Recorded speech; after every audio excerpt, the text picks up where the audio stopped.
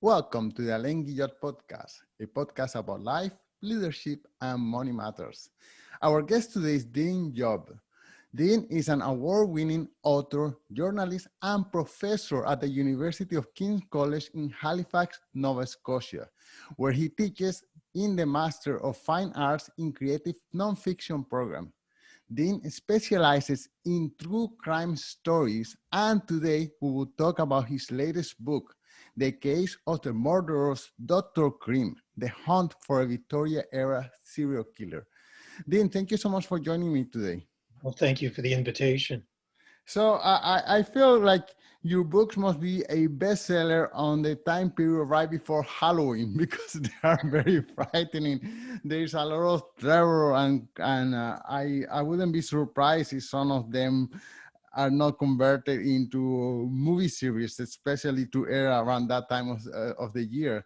I wonder if we could start by you telling us a little bit about yourself. You are a professor, you are a journalist, and you are interested in crime stories. So how do you package all that from, let's say, when you were 17 years old, thinking about what to do with your life?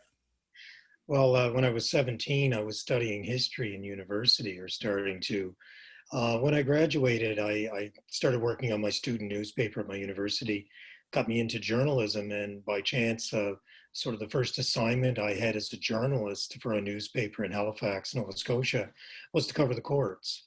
So I did that for several years, and as I watched today's crimes going through the courts, I became interested in older crimes and combining my interest in history, knowledge of historical records. And I started writing feature stories on significant or old or forgotten crimes from the past. And that set me on this road. That was about 30 years ago. And that set me on this road to investigating true crime, vintage true crime, like Dr. Cream. With all the knowledge that you have accumulated throughout the years of the reading and writing and research, if you were going to get a job as a detective in the police department, you would be a great asset. Well, I guess on the coldest of cold cases, going back so far, I guess, but it is a bit of detective work. I must say that having watched cases unfold and having interviewed or talked to police investigators involved in cases I was covering, you do pick up some tips.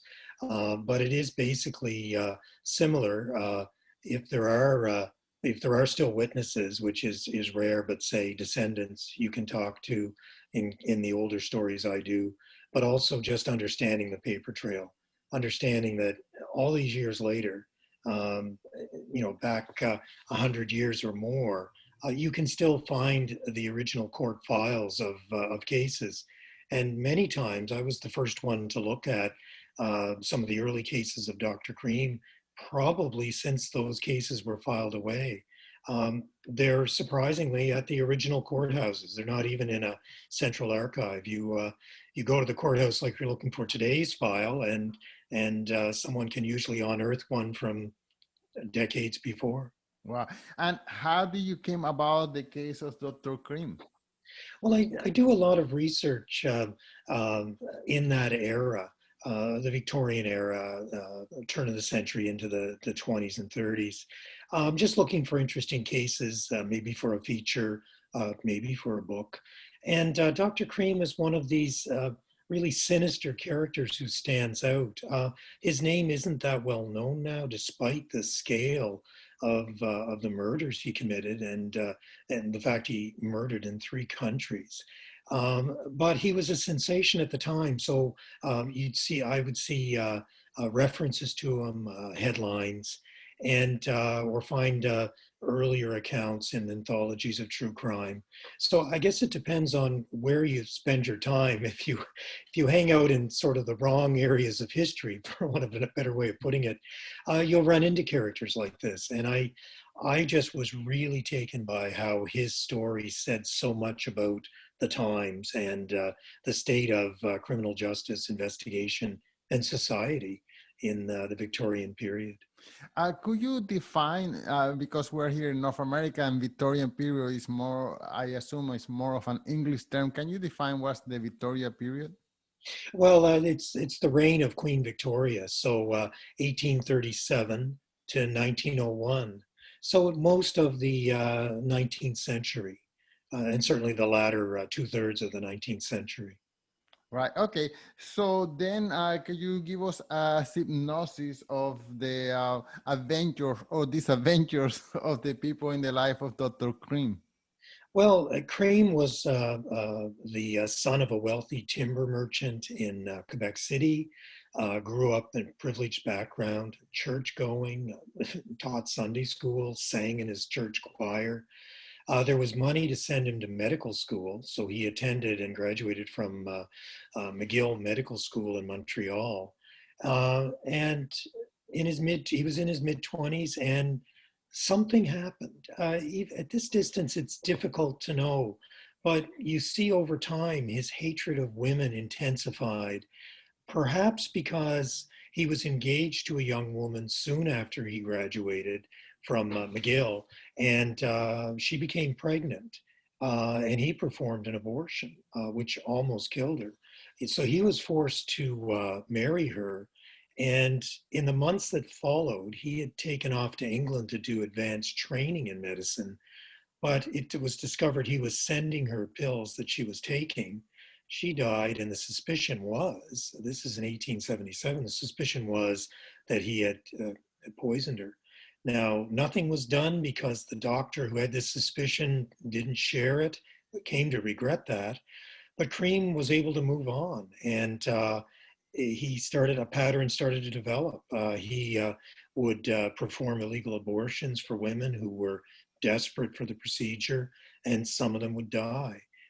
First in Ontario, Canada, when he was suspected in the death of a patient there, he moved his practice to Chicago, where three more women died. He stood trial in one of those deaths, but was acquitted, and then ultimately killed a man in northern Illinois. By now, he was using poison, not openly, but it was discovered that the cause of these deaths was strychnine, deadly strychnine doses put into medicine.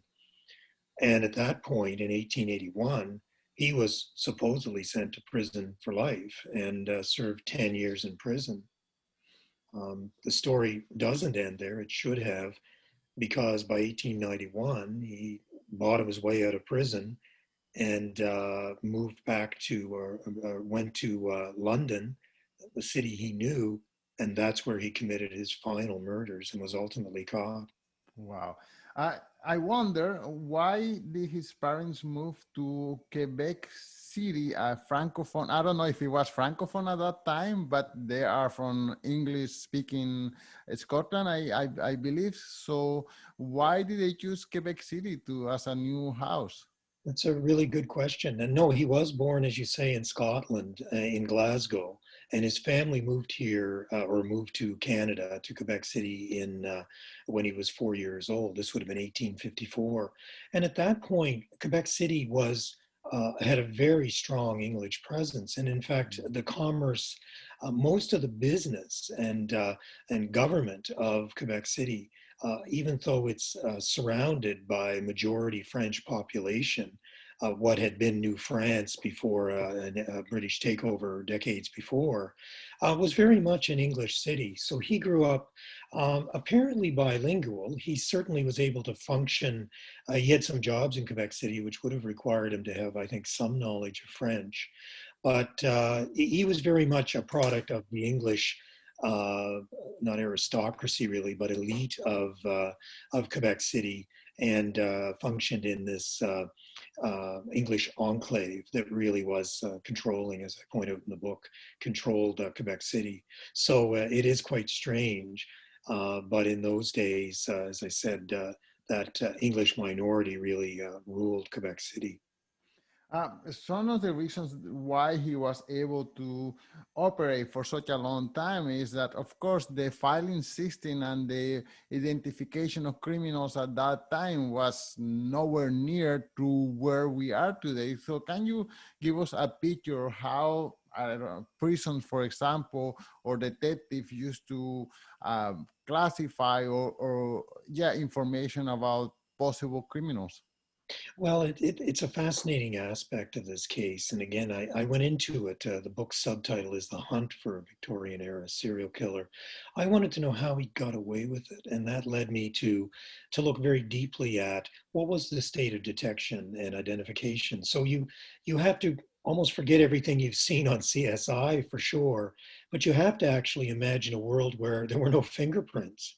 Fingerprint technology had not been accepted or developed at this point.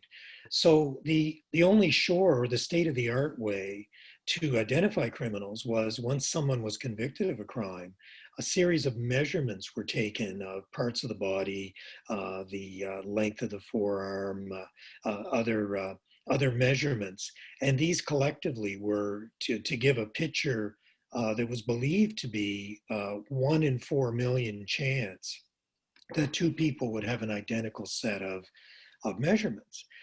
This was quite a limiting way to identify criminals. You could identify a repeat offender, but you couldn't go to a crime scene and figure out who'd been there like you could with fingerprints or today DNA. So it was a way of checking for repeat offenders. But for someone like Cream, for instance, when he got out of Joliet prison in 1891 and went to England, well, he found a very easy way of disappearing off whatever radar police agencies had at the time. His full name was Dr. Thomas Neil Cream. He simply dropped his surname, went as Thomas Neil, and no one was the wiser. And in fact, only when he's arrested in England and suspicion of murder does his past of six previous murders in North America, only then, through press coverage, and tips that are flowing to Scotland Yard in England, do they put two and two together and realize, wait a minute now, this suspect we have has killed before, and on a scale that surprised everyone. I get the impression that part of the reason why he was able to get along with his crime for such a long time was also because of the victims that he chose. He chose prostitutes, which many detectives or people just consider as second-rate citizens. That took me into a real study of what was the misogyny and the second class status of women, and you know some press coverage and even in police reports of looking down on sex workers, and you get a real sense that they weren't highly valued. The other the other class of victims Cream had were women who came to him for illegal abortions. Mm. At the time, one commentator said a woman having a child when out of wedlock was likened to a living death. I mean, the stigma of this, it really forced women to rely on or seek out the services of someone like Cream. So, this is the era of Jack the Ripper, and everyone's heard about Jack the Ripper and the way he stalked his victims in London. Well, Cream was betraying trust, and he didn't have to stalk his victims. One of the real tragedies here is his victims came to him, and they came to him because they trusted him, or they were so desperate they had to trust him, and many ended up dying as a result. Did he do some legitimate? I mean, I feel funny saying that, but did he perform some legitimate abortion that would allow him to have a reputation so that people would seek him out for his services? Well, by all accounts, and a couple of the victims, it seemed like he was trying to cover up botched abortions. Another method of aborting a child in those days was certain substances and medicines were known to perhaps induce a miscarriage. So some of the victims he was sending off with what they thought would be something that would help them miscarry the unborn child, but it turned out the medicine was not what they thought. It was laced with a deadly dose of strychnine.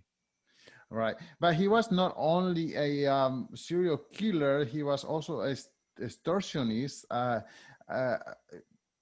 did he had that much need for money? I mean, after all, he was perceived to be a doctor. Was he in dire need for money? Well, he seems to have, at various points in his life, been able to draw money from his family. Certainly, he had the best defense lawyer in Chicago when he was first charged with murder, and that's the time he was acquitted. Um, the surprising thing I found is it's known at the end, by the time he got to London, yeah, he had this pattern emerged where a murder would be committed and suddenly, under a pseudonym, some letters would appear blackmailing prominent people, accusing them of the crime and demanding money.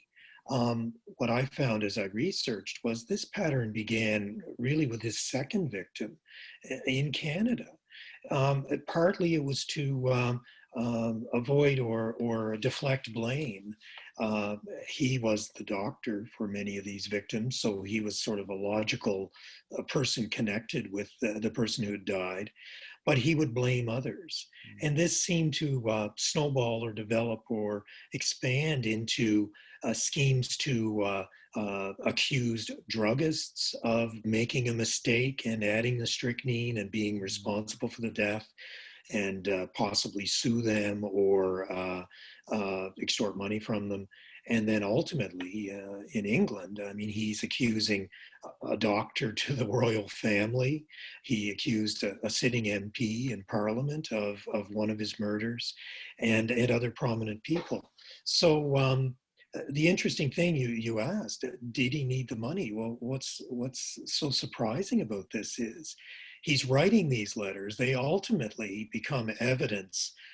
Some are written in his own hand. They're evidence that trace back to him, knowledge of the murders that only the murderer could have.